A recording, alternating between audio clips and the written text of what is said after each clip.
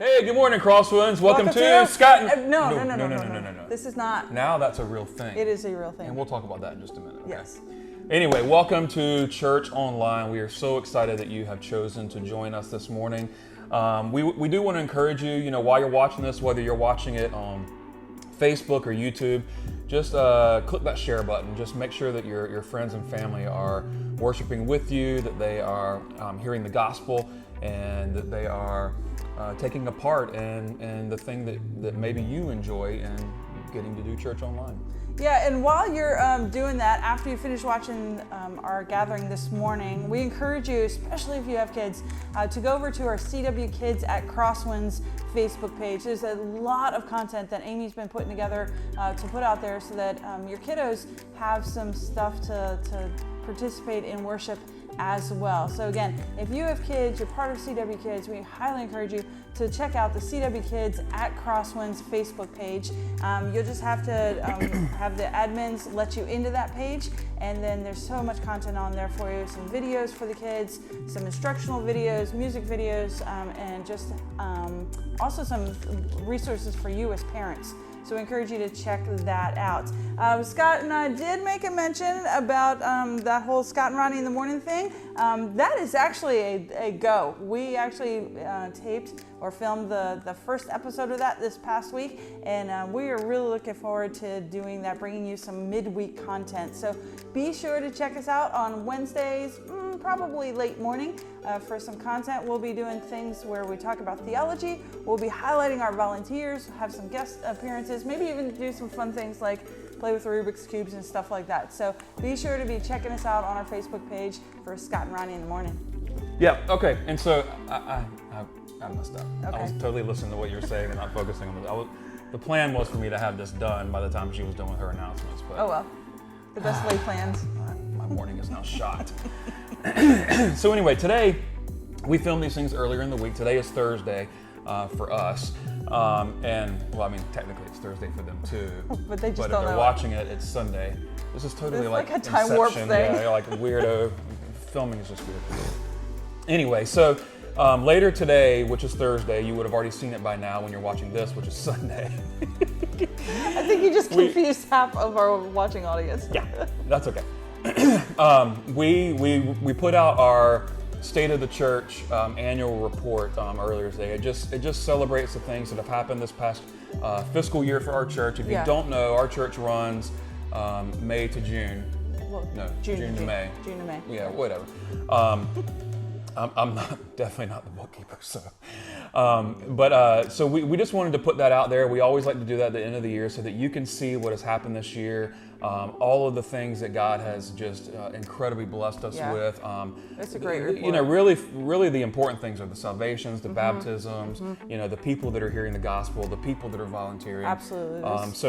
So a lot of times these State of the Church things can be about money, but we really, my favorite parts are where we get to highlight the people. Yeah, the life change part of it is super critical. Yeah, it's awesome. We've got a huge and great group of volunteers, and we really hope that you saw it earlier this week. If you didn't, you can go back a few posts from wherever this one is, and just look that up. It'll also be on our website, have a separate page, and all that good stuff. So we hope that you looked over that and celebrated all that God has done this past year. Yeah, well, at this point, we're going to roll into the bumper video, moving into getting ready to worship together. Yeah. And we just encourage you to worship with your family or whether you're by yourself, and get ready to hear the word. It's going to be a good morning. Yeah, and we'll see you soon.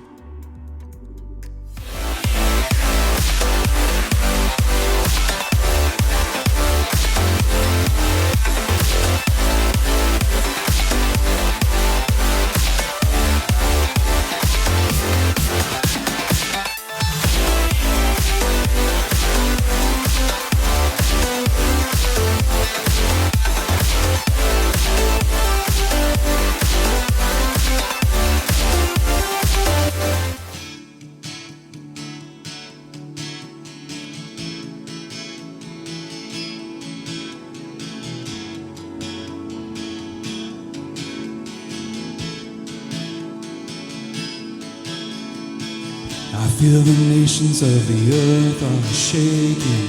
There is no power that can match His grace. Lift your head, lift up your eyes to see. All of creation is a wave of longing for sons and daughters to declare this truth. Lift your head, lift up your voice and sing that He is a light shining in the darkness. He is a hope of all the nations. He is a light, He is a light for all the world to see.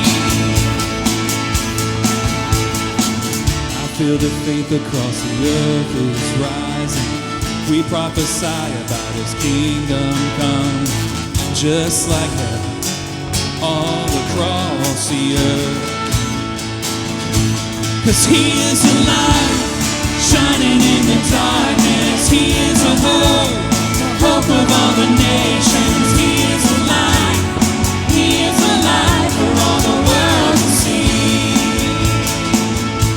Oh, He is a light shining in the darkness. He is a hope of all the nations. He is a light, He is a light for all the world to see.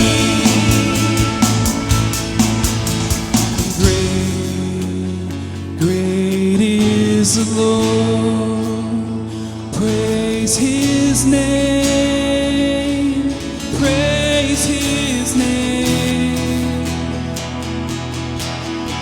And great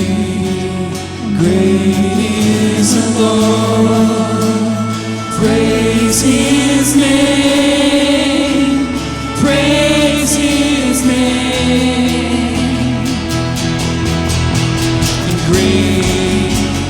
Great is the Lord, praise His name, praise His name.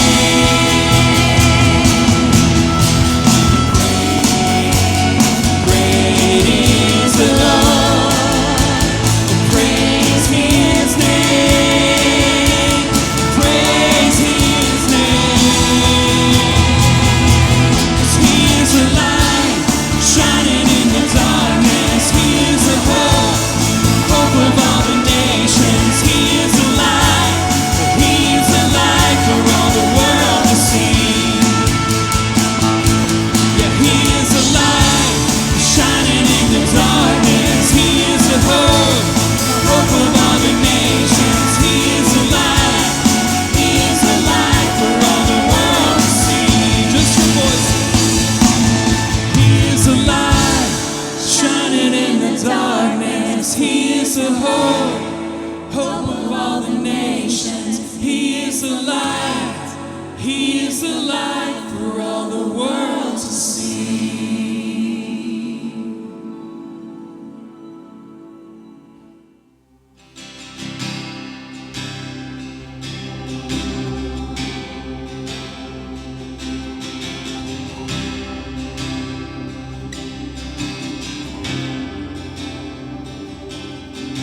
You knock on the door of my heart, and I will answer you.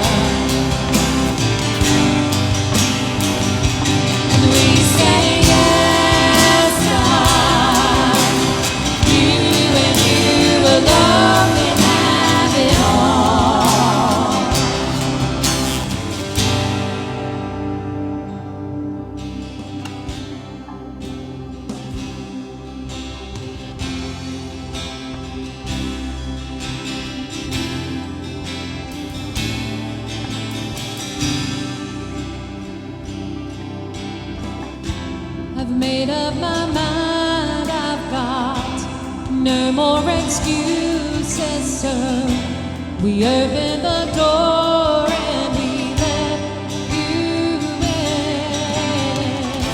I've made up my mind, I've got no more excuses, so we open the door and we let you in. I've made up my mind, I've got no more excuses, so we open the door and we let you in. I've made up my mind, I've got no more excuses, so we open the door and we let you in. We say yes, God. We accept the invitation to your love. We say yes. We say yes, God. You and you alone can have it all.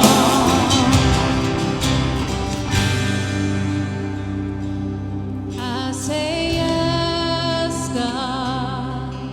I accept the invitation to your love.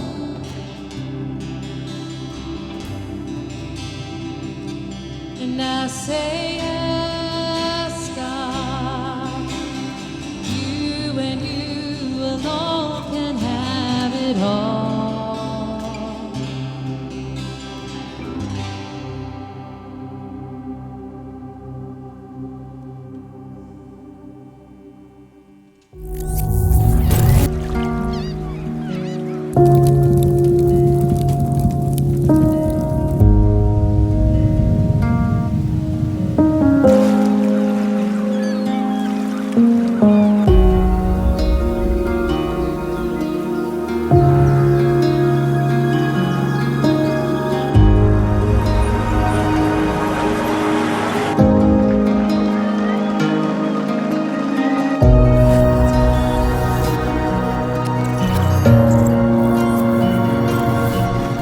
Good morning, church. Hope you guys are having a great day, enjoying your time at home with your family. We want to say thank you for joining us once again for online church.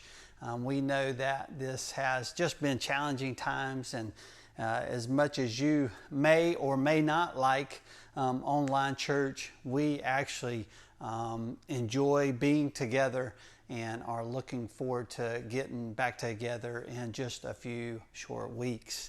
Let me again just say good morning. Hope you guys are doing well. Hope you've been having a great week. Hope you had a great July 4th weekend last week and were able just to spend some time with your family. We love you guys. We miss you guys. And we're just so glad that you chose to join us on this Sunday morning for online church. Let me just ask you, how are you doing? What's God been teaching you through this time? Are you the same person now that you were 3 months ago? I hope that you have taken some time over these last few months to really allow God to pour into you, to speak into your heart, to grow in your own spiritual life. And I know that maybe you're watching this for the first time. Maybe you saw a family member or a friend share this video or share this online service. We hope that God is teaching you through this time. We thank you for taking the time to listen and maybe to begin to think about spiritual things. We're in the study of John, the book of John, which is found in the New Testament. And this morning we'll be looking at John chapter 8, verses 12 through 30. It's been awesome just to see all that God has been doing along the way, all that God is teaching us. And we know that if we will take time to get into His Word, we know that God wants to teach us through that. So let's jump right in.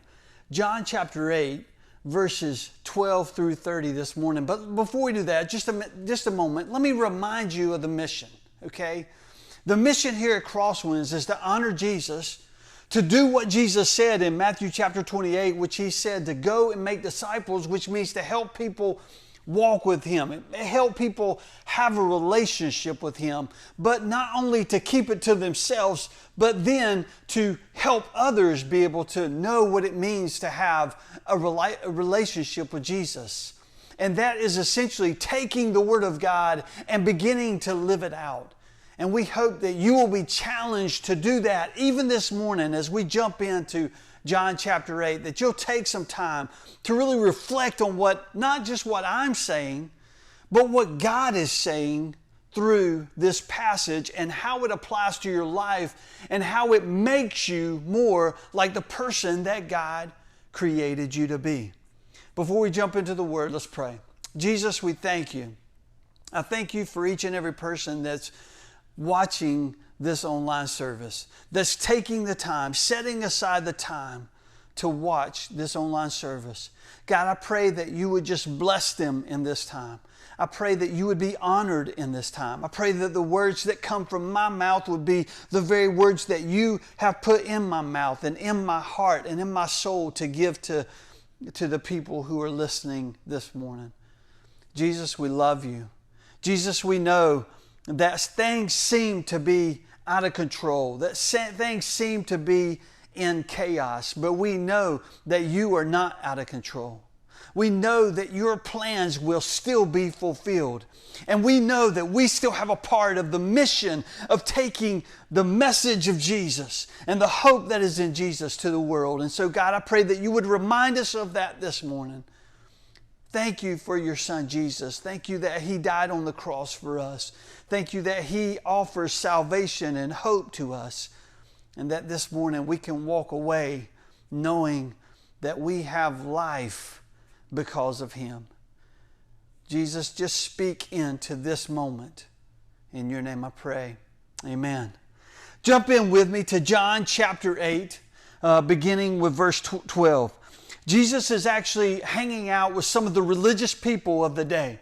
And in the midst of trying to teach them, he actually makes some pretty brazen statements as we see them written here. In verse 12 it says, when Jesus spoke again, now this is just a little bit after Jesus has just had this conversation with religious leaders. They brought this woman that was caught in adultery, which Ronnie did so good speaking about last week. They brought this woman to him, and Jesus pretty much put their thoughts and their beliefs to rest when they were trying to trap him. And again, they're trying to trap him in the midst of this. They're trying to plot his death. So Jesus spoke up again to the people and he said, he made this strong, bold statement, I am the light of the world. I want you to hold on to that for just a minute.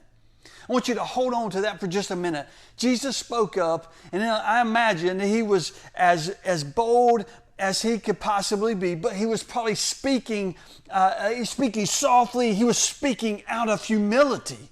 This wasn't like, oh, this is who I am. This was like a confident, humble, this is who I am. And Jesus says, I am the light of the world. Whoever follows me will never, okay? Now remember that, will never walk in darkness, but will have the light of life. Now that's our key verse for this morning. That's our key verse.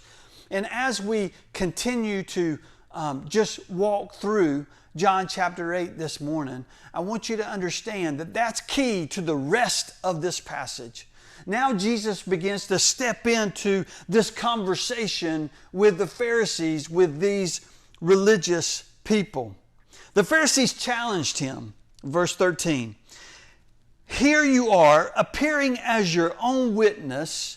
Your testimony is not valid. So they're trying to call Jesus out. They're trying to say, hey, Jesus, what you're saying, that's not true. You can't be your own witness. But Jesus answered, even if I testify on my own behalf, my testimony is valid. For I know where I come from and where I am going. But you have no idea where I come from or where I am going. You judge, listen, you judge by human standards. Okay, that's important. I pass judgment on no one. But if I do judge, my decisions are true because I am not alone. I stand with the Father. Again, this is a humble statement. He's like, it's not all about me. It's about my Father in heaven. It's about my Father who has sent me. It says, verse 17, in your own law it is written that the testimony of two witnesses is true. So he's using their own law against them. He said, I am one who testifies for myself. My other witness is the Father who sent me. And who better to testify about Jesus than the Father? Then they asked him, where is your Father? Again, they're only seeing through human standards. They're only seeing through human eyes. And again, they're trying to just trap Jesus and figure out what's going on. He says then, where is your Father? You do not know me or my Father, Jesus replied. If you knew me, you would know my Father too. Talking about his heavenly Father. He spoke these words while teaching in the temple courts near the place where the offerings were put. Yet no one seized him because his hour had not yet come. Now, so we understand that Jesus is in the midst of this crowd. There's a bunch of religious people. He makes this bold, humble, confident statement that he is the light of the world and that those who follow him will find life. Can you imagine being there in this place, and this man stands up and he makes this statement, and all of a sudden there's probably a lot of, what did that guy just say?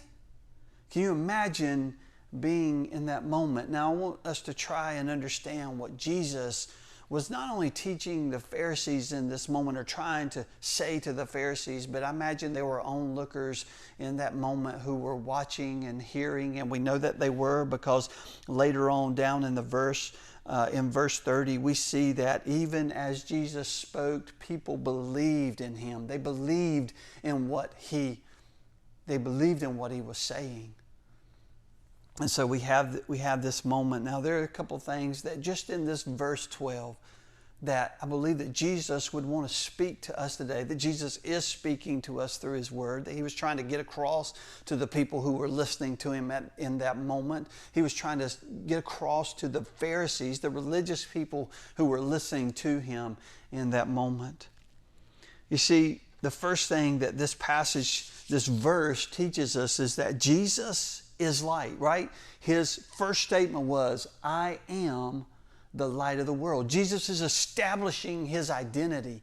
He's establishing his purpose. He's establishing who he is. He said, I am the light of the world. He is here. Okay, Jesus is the light. When we think about a light gives us the ability to see. It helps to give us direction on where to go. If you have a flashlight, you're walking through the woods in the dark, it gives you the ability to see where to go and where the traps may be and where limbs and stuff may be, and so that you don't trip and fall. And that's the exact same thing that Jesus is trying to say here. He's like, I'm the light of the world. He has and is, through his word and through what we know to be true about Jesus. He's showing us the way. Man, I think if there's any time ever that we need Jesus to show us the way, it's right now. Because we're allowing too many other people to show us the way. And Jesus is the only one that can show us the way. He said, I am the light of the world. And listen, essentially what he was saying also in this moment is that there is no other light. There's no other light. He's the only light. The only hope is found in Jesus. The only purpose, the only fulfillment, the only comfort, the only strength is found in Jesus and who He is. And He's saying, I am the only light. You see, because there are a lot of people in our world today, even at times where we've gone looking for something to show us the way other than Jesus. And Jesus says, I'm the only way. If we come back to John chapter 14, verse 6, Jesus said, I'm the way, the truth, and the life. You see, He's establishing the fact that everyone needs the light. Everyone needs Jesus.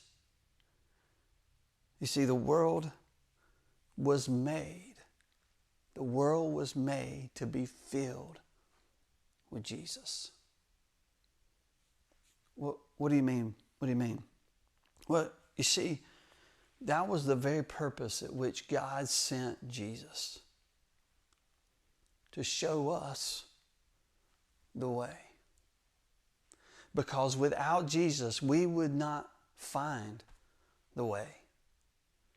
And so that was a part of Jesus' purpose. Now let me remind you, right now, if we were to look at life and look at society and look at our culture and look all around the world, we would probably say that this place is not necessarily, doesn't seem to be filled with Jesus, although it is.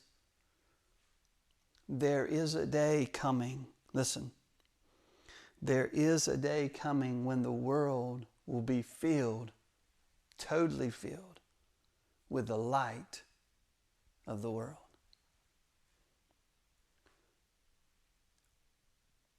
Think about that for just a minute. There is a day coming. And let's be honest, in the chaos of everything, I'm not a big end times guy, but I know that Jesus is coming back. And everything that we see that's going on right now, man, I would say to you today, make preparations, because there is a day when Jesus is coming back. Every prophecy in the Bible has been fulfilled. Before that, the Bible teaches us that there are prophecies that had to be fulfilled before Jesus would come back, and every one of those prophecies has been fulfilled. There have been things that the Bible prophesied would happen, and they are happening in these days, even in the days that we're in right now. And if I can encourage you in any way, man, there is a thing when the world will be filled with Jesus, and we got to be ready. We got to be ready. You see, the problem is, here's the problem. The problem is that in our culture, we've fallen in love with the darkness. We've fallen in love with things that we think give life, that we think fulfill those empty places in our life. And we tend to run after those things, and we tend to try and fill our emptiness with things that just really don't matter, with wealth and with possessions and with relationships that aren't pleasing to God, and they're not on the same. They're not on in the same place. They're not in line with the same beliefs that we have in following Jesus. And you see, we've fallen in love with the darkness because we've wanted what we want instead of what Jesus wants. Instead of pursuing the things that Jesus wants, we've decided that we want what we want. Again, in this, Jesus is establishing His identity. He's establishing who He is, that He is light. You see, what voices are you listening to? When we say we've fallen in love with the darkness, what voices are you listening to? What messages are you listening to? Because if you watch the news, man, you can become so consumed with everything that's going on around us in our society, our culture, and in the media, and we totally miss the truth. We totally miss the truth. What things are you making a priority? What things are getting your attention these days? You see, because Jesus says He is the light of the world. He is the one who can show us the way. He can give us and be everything for us that we need. You see, it's interesting because Jesus makes this statement, I am the light of the world. Whoever follows me will never walk in darkness, but will have the light of life. So He makes this bold, humble, confident statement. And the problem is that the Pharisees, the religious people of that day, were totally blind to the truth. They were in the midst of plotting His death. And they were totally missing the point. They were denying the very truth because it didn't fit into their little religious box. You see, what the principle that comes out of this teaching of Jesus, this truth that Jesus is the light, is this, is don't be blind to the truth because of your religious systems. Because of your religious systems. Remember, Jesus is the light.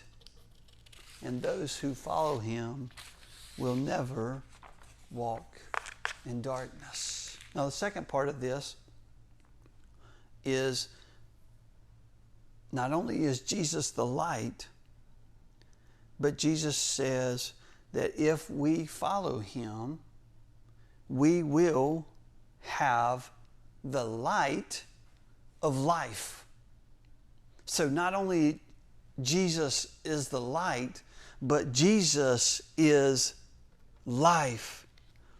It's in Him that we find purpose in salvation. You see, the light gives us direction, but the life that Jesus gives us purpose. It gives us fulfillment. And even more importantly, it gives us salvation. Because we see that in Jesus. He makes that statement. And because of Jesus, and because He is light, and because He is life, you see, we can have peace in the chaos. We can have comfort in the sadness. We can have strength in the weakness because Jesus is everything that we need. Jesus is everything that we need. Now listen to this. I heard this statement made by a pastor.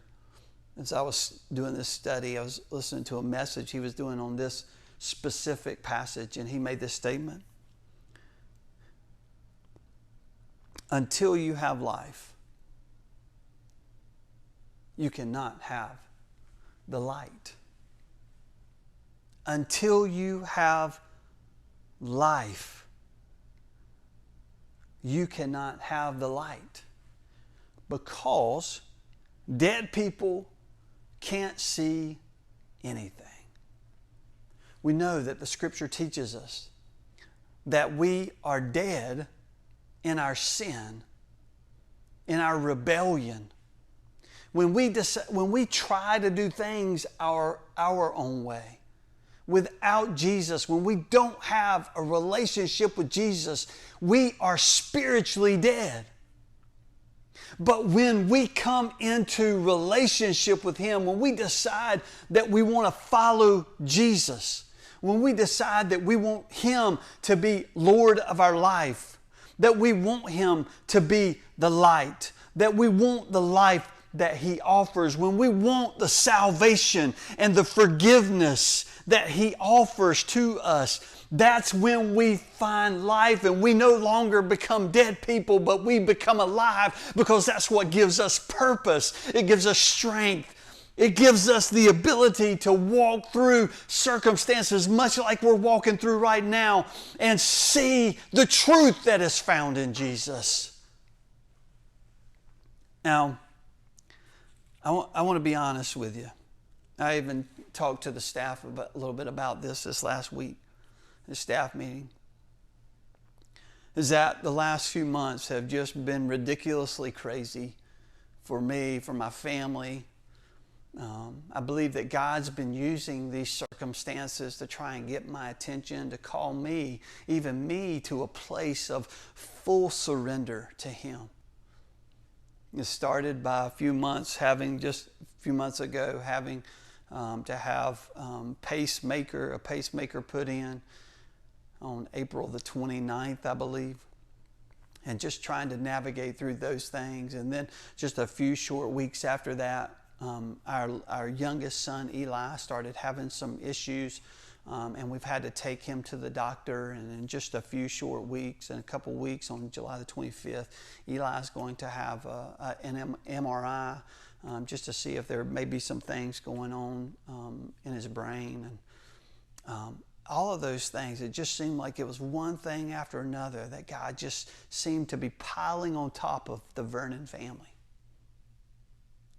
For about 8 weeks after my pacemaker surgery, I was unable to do a whole lot. Couldn't lift my arms. I couldn't work out, couldn't exercise, couldn't go run, couldn't do much of anything. And I found myself sitting around the house. I'm just being honest with you this morning, I found myself afraid of dying. And just a couple of days ago, I went out for a run. Actually, it was Sunday, this past Sunday. I went out for a run, and as I was running, it was like God was revealing to me, you started worrying about dying, and you've stopped living. It's not that I was afraid to die because I know where I'm going. But, in my heart, I'm just being honest with you, my heart and my spirit this morning, I was just wrestling with, okay, God, what are you trying to do?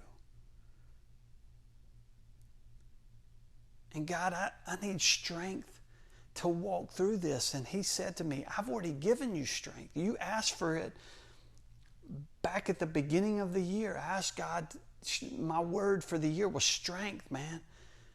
And there's this passage in Philippians chapter 3, and it says, I press on toward the goal to win the prize. And that I realized that I was more worried about dying, and I had stopped living. And Jesus said, I'm the light of the world. He who follows me will never walk in darkness. He said, but we'll have the light of light. I have the light of life. Maybe you've walked through some similar things. Maybe everything that's going on, the news media, and everything that's going on with the pandemic, and just our government and all kinds of things, maybe just seem to be weighing you down this morning. Maybe there's some physical stuff going on that are just weighing you down. Stop believing the lies of the enemy.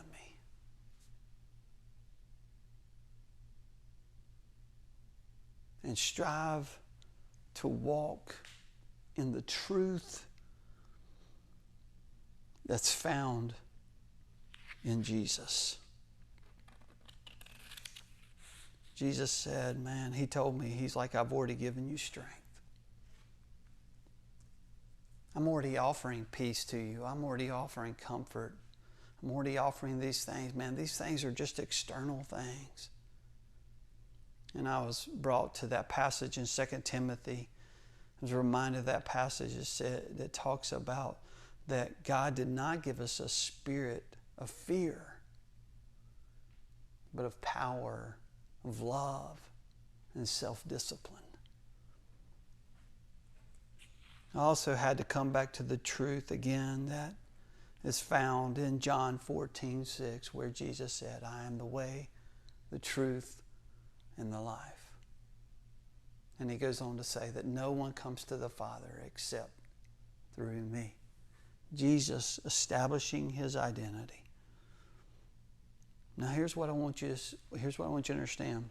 So Jesus was in the midst of this conversation with these Pharisees, religious people. I'm sure that, man, I can't imagine. I would have just gotten fed up with the Pharisees, constantly having to correct them because they were totally getting it wrong. I can only imagine. But here, if we're not careful, we can be like the Pharisees. You see, I believe maybe even in this moment, not maybe, they were totally missing what was right in front of them. And so that led me to this whole idea. Don't miss Jesus when he's right in front of you. He said, I'm the light of the world. If you follow me, you won't walk in darkness, but you will have the light of life. And they were like, who are you? How can you testify to yourself? And Jesus said, because I know who I am. I know where I have come from. I know who my Father is, and he testifies about me as well. He goes on to say, man, you're from down there and I'm from up above. Again, establishing his identity and his purpose. You see, don't miss what Jesus offers to us every single day. He said, I am the light of the world. I'll show you the way. I'll give you what you need. He said, I am the light of life. And in him is where we find salvation. We don't have to fear death. We don't have to fear all the things that are going on around. We don't have to fear the chaos that's happening. Because one day, Jesus is coming back and the world is going to be filled with the light of the world. And so let's walk in the truth. Don't miss the truth. Don't be blind to the truth. Let's walk in the truth of who Jesus is and what he said. We started back in January talking about, man, what are the things that Jesus said? Jesus said, I am the light of the world. Okay, then if that's what Jesus said, let's choose to believe it. If he says that in him we find life, then let's choose to believe it. But listen, he said, verse 12, whoever follows me. He said, I am the light of the world. He said, I am the light of life, but it's whoever chooses to follow me. Now, following Jesus is more than just tagging along. It's more than just tagging along behind him. It's following him for who he is. You have to join yourself to him. You see, it's not about rituals. It's not about just coming to church and doing my religious activity. It's not just about, oh, well, I want to follow Jesus because of what he can do for me.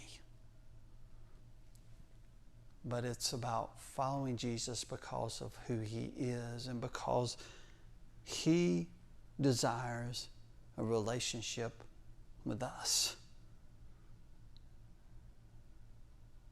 You see, Jesus goes on in this conversation with the Pharisees, and he says in verse 28, he says, when you have lifted up the Son of Man, then you will know that I am, and that I do nothing of my own, but I speak just what the Father has taught me.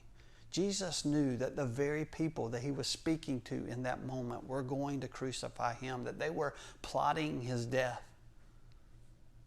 And so he was again establishing his identity and trying to help them see that it was about a relationship with him. You see, Jesus was all about obedience to his Father and to doing the very things that Jesus wanted him to do. You see, following Jesus, for us to follow Jesus, it's like Jesus followed his Father.